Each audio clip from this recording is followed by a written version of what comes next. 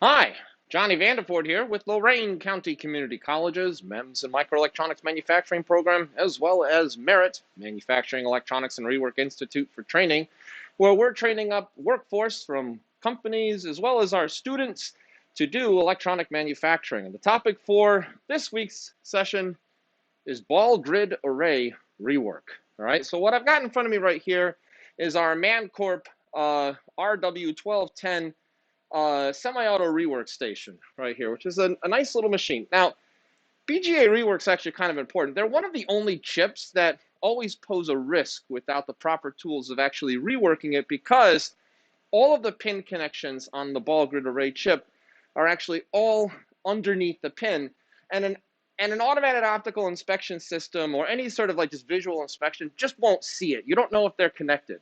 The one that I'm actually working on today, which is being done on my boards here, has 84 pins underneath the chip. So what I'm going to do is I'm going to lock my circuit board onto this little stage holder here. And you can see, I don't know if you can see this on there, I've got a slider that can kind of slide back and forth. I'm going to lock this into the stage like so. This stage has the ability to move both large movements in X and Y, as well as using small stage controls down here, small micrometers down here, minor movements in X and Y. I'm going to put this stage about in the center of where I want to do my BGA rework chip using a small laser beam that is being focused down onto this part of it here. Now, underneath this board, I didn't show this on there, is a blower, a nozzle which blows hot air that I actually have control over how much air, where the direction is, and more importantly, actually, how well I confine it. These are airflow confiners that attach to both a bottom nozzle below the machine as well as a top nozzle above the machine. Those two nozzles, and in combination with a large black infrared heating element, provide all of the rework that are actually done. Now, the actual chip that I want to rework, and I'm handling this with ESD gloves, is that little guy right there. Can you see him there? Probably not. It's a little bit hard to see. But there are 84 pins underneath this guy. And what I'm going to do is I'm actually going to attach this. There is a vacuum tip nozzle underneath the top nozzle right there. I don't know if you can see that here. Let me see if I can kind of focus on in. Yep. So this little guy that's down there, that's a vacuum tip nozzle, and I'm going to put a confiner that helps to confine the airflow to only a limited area. I don't want to rework the entire board. I just want to rework a portion of the board where my chip is going to go.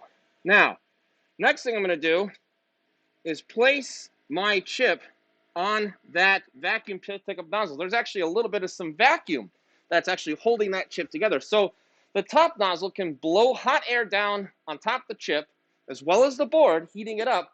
And then on top of that, there is a additional unique control for this. Let's show you the unique control.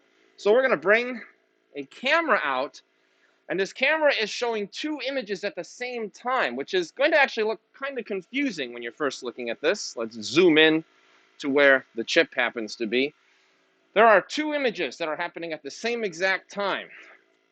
The image of the, let's see here, let's first go to the bottom of the board. So I'm going to decrease the light down here. So there's a camera that's focusing down on the bottom of the board. Now, using my fine movements of X and Y here, see how I can move the board into place right about there? So I can actually manipulate the board in minor movements of X and Y. And then by adjusting the light on the top, this is overlaying an image of the chip on the top part of the PCB, which I'm going to bring into focus right now. Using a micrometer that's off on the side of it here, a little thimble that's over there, I can actually rotate this chip. Can you see that? The chip is rotating in polar theta, but it doesn't move in X and Y. So what I do is, very carefully, as an operator, I align up the chip balls to the connection pads that are underneath here by making small adjustments in X and Y. See that there? See this? Now, these two are just about aligned up, just a little bit, all right? Not too far off with this here. Sometimes this just takes a little bit of some time to be able to do. This is one of those things that we train very heavily on as we begin to teach people the introductions of doing BGA rework. Because if it's not aligned here, well, it's not really going to be aligned by hand really either for it. So a little bit more there. And for the purposes of the video, gosh, that is terrible is what that is. Let's do a little bit better. Let's do a little bit of a better job at that. There we go. Making sure that the corners are all aligned up. That should be good enough for what it is that we want to do. So now, once we have this all aligned up,